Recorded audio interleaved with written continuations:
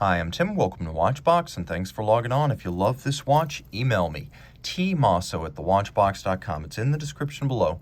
Your purchase and pricing email question line for buying this or any watch you see on any Watchbox platform. Please reach out to me directly.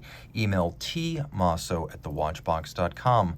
Launched in 2020 and in some markets a boutique exclusive, this is the Grand Seiko High Beat Automatic SBGH279, 40 millimeters in Zaratsu polished stainless steel. The timepiece features the classic 44GS case shape that Grand Seiko has been evolving since 1967.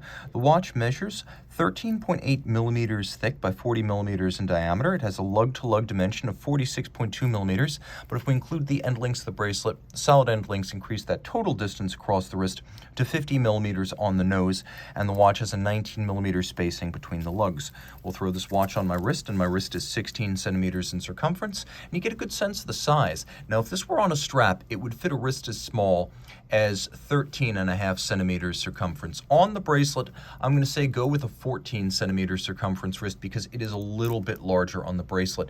It's not terribly thick, though it is somewhat sheer. The bezel cantilevers outward, so it'll fit underneath most shirt sleeves and just about all jacket sleeves, and it has a reassuring weight to it.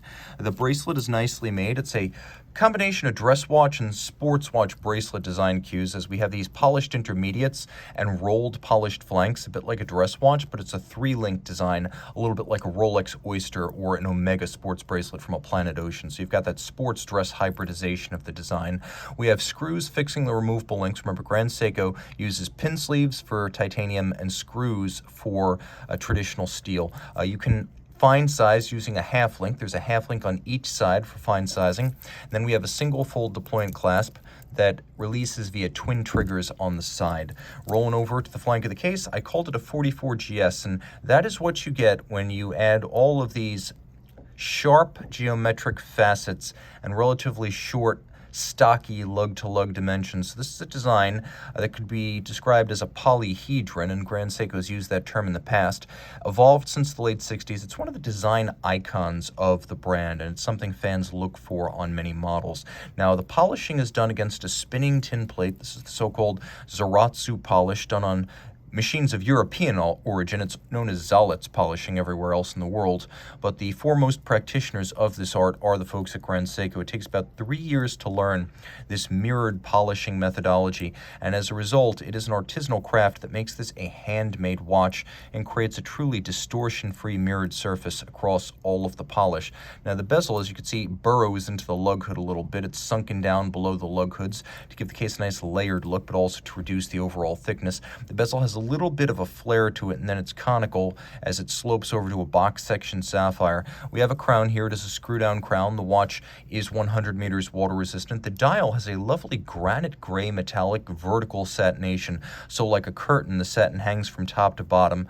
We have a slightly stepped seconds and minutes Rayhaut outboard, and then we have these lovely applique hour indices, and you can see that the frame for the date as well as the hour indices feature a combination of faceting involving satination and polish for contrast, and Grand Seiko has artisans who just create these tiny little parts all day long on diamond-tipped milling tools. So this is very much a hand-finished dial. The highlight for me, the hands at center, as you can see, Dauphine style with blade-like polished facets on their outer faces and then satinated tops.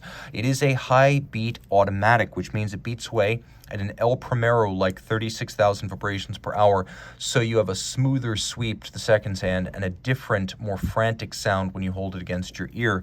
Now, the timepiece, despite beating away at 36,000 vibrations per hour, an automatic winder with an impressive 55-hour power reserve. This is a 37 jewel movement adjusted in 6 positions.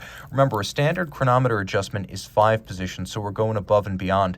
Everything on this watch, including the pivot jewels, the shock protection, and even the lubricants, created in-house by Seiko and Grand Seiko. Fully integrated manufacturers. The watch includes stop seconds and a quick set date, and it's rated to run no worse than -3 + 5 seconds per day, which again is better than a chronometer standard. Reach out to tmosso@thewatchbox.com for purchase and pricing details.